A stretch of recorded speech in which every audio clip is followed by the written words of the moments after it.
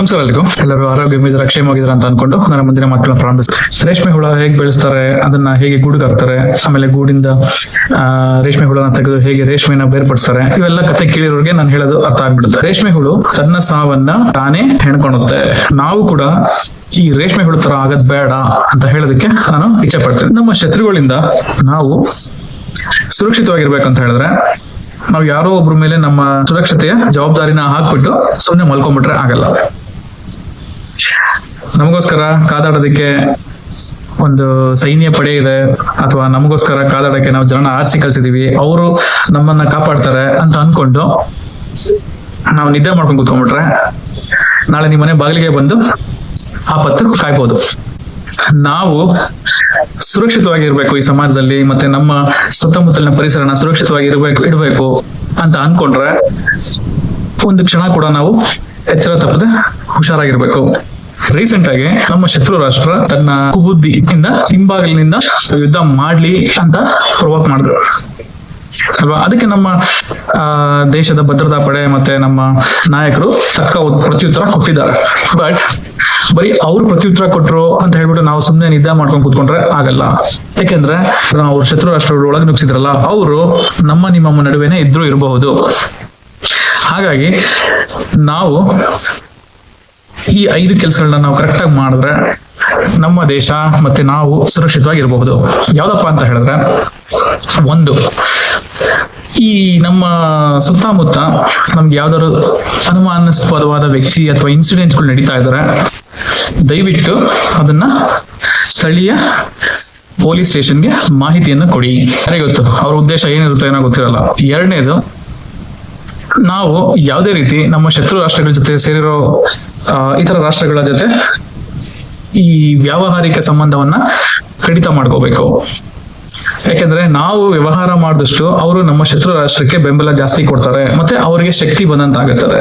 So ನಾವು ಮಾಡೋ ವ್ಯವಹಾರದಿಂದ ನಮ್ಮ ಶತ್ರು ಬೆಳಿತಾನೆ ಅಂತ ಹೇಳಿದ್ರೆ ಅದನ್ನ ನಾವೇನಂತ ಹೇಳ್ಬೇಕು, ನಾವು ಸುರಕ್ಷಿತವಾಗಿರಕ್ಕಾಗುತ್ತಾ? ಆಗಲ್ಲ. ಮೂರನೇದು, ನಾವು ಒಬ್ಬ ನಾಯಕನನ್ನ ಆರಿಸ್ಕೋಬೇಕಾದ್ರೆ ಇದು ಅತ್ಯಂತ ಮಹತ್ವವಾದ ಕೆಲಸ. ಯಾರು ನಮ್ಮ ರಕ್ಷಣೆಗೆ ಸೂಕ್ತರು ಅನ್ನೋದನ್ನ ತಿಳ್ಕೊಂಡು ಮತದಾನ ಮಾಡಬೇಕು. ಈ ಚಿಲ್ಲರೆ ಪಲ್ಲರೆ ರೇಟ್ ಜಾಸ್ತಿ ಮಾಡೋದು ಅಥವಾ ಯಾವ್ದೋ ಒಂದು ಸಣ್ಣ ಪುಟ್ಟ ಇಶ್ಯೂಗಳನ್ನ ನಾವು ಇಟ್ಕೊಂಡು ಯಾರಾದ್ರೂ ಅಪ್ರಯೋಜಕ ನಾಯಕರನ್ನ ನಾವು ಆರಿಸ್ಬಿಟ್ರೆ ನಾಳೆ ದೊಡ್ಡದನ್ನ ಕಿತ್ಕೊಂಡು ಹೋಗ್ಬಿಡ್ತಾರೆ ಶತ್ರುಗಳು. ಅರ್ಥ ಆಯ್ತಾ? ಹಾಗಾಗಿ ನಾವು ಸಣ್ಣ ಪುಟ್ಟ ಗೊಂದಲಗಳನ್ನ ಬಿಟ್ಟು ನಮ್ಮ ದೇಶ ಮತ್ತೆ ನಮ್ಮ ಪ್ರಾಣದ ಸುರಕ್ಷತೆಯನ್ನು ಕಾಪಾಡುವಂತಹ ಒಬ್ಬ ಧೀಮಂತ ಧೈರ್ಯ ನಾಯಕನನ್ನ ಆರಿಸ್ಬೇಕು. ಅರ್ಥ ಆಯ್ತಾ? ನಾಲ್ಕನೇದು, ಈಗ ನಾವು ಸೋಷಿಯಲ್ ಮೀಡಿಯಾದಲ್ಲಿ ತುಂಬಾ ನ್ಯೂಸ್ ನೋಡ್ತೀವಿ, ರೀಲ್ಸ್ ನೋಡ್ತಾ ಇರ್ತೀವಿ, ಅದು ಇದು ಸ್ಟೋರೀಸ್ಗಳು ಹಾಕ್ತಾ ಇರ್ತಾರ ಅಲ್ವಾ.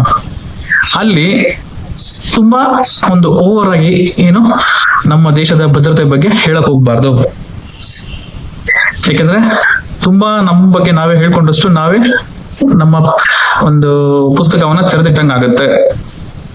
ಆಮೇಲೆ ನಾವೇ ನಮ್ಮ ದೇಶದ ಭದ್ರತೆಯ ಶಕ್ತಿಗಳನ್ನ ಇತರರಿಗೆ ಪ್ರದರ್ಶಿಸಂಗ ಆಗ್ಬಿಡುತ್ತೆ. ಹಾಗಾಗಿ ಹೆಚ್ಚು ಯಾವ್ದನ್ನ ತೋರಿಸ್ಬೇಕು ಅದನ್ನ ಮಾತ್ರ ನಾವು ಮೀಡಿಯಾದಲ್ಲಿ ಹಾಕ್ಬೇಕು. ಎಲ್ಲಾದ ಮೈನ್ಯೂಟ್ ಡೀಟೇಲ್ಸ್ ಗಳನ್ನ ನಾವು ಮೀಡಿಯಾದಲ್ಲಿ ಹಾಕಕ್ ಹೋಗ್ಬಾರ್ದು. ಮತ್ತೆ 5ನೇದು, ಅತ್ಯಂತ ಕೊನೆಯದು ಬಟ್ ತುಂಬಾ ಇಂಪಾರ್ಟೆಂಟ್ ವಿಷಯ ಯಾವ್ದಪ್ಪ ಅಂತ ಹೇಳಿದ್ರೆ, ನಮ್ಮ ಮಕ್ಕಳಲ್ಲೂ ಕೂಡ ನಾವು ಸ್ವಲ್ಪ ಈ ಬೇಸಿಕ್ ಸೆನ್ಸ್ ಅಂತೀವಲ್ಲ, ದೇಶ ಭಕ್ತಿಯನ್ನ ತುಂಬೋದು ಮತ್ತೆ ಒಳ್ಳೆತನವನ್ನ ನಾವು ಅವರ ಬುದ್ಧಿಗೆ ಅಳವಡಿಸ್ಕೊಂಡಂಗ್ ಮಾಡ್ಕೋಬೇಕು. ಯಾವ್ದು ಒಳ್ಳೇದು ಯಾವ್ದು ಕೆಟ್ಟದ್ದು ಅನ್ನೋದನ್ನ ನಾವು ಪಾಲಿಸಿ ನಮ್ಮ ಮಕ್ಕಳಿಗೂ ಕೂಡ ಅದನ್ನ ಹೇಳ್ಕೊಟ್ರೆ ಮುಂದೆ ಯಾವ್ದಾದ್ರು ಒಂದು ಆಪತ್ತು ಬರುವಂತ ಸಂದರ್ಭ ಬಂದಾಗ ಅವರು ಅದರಿಂದ ಪಾರಾಗ್ತಾರೆ.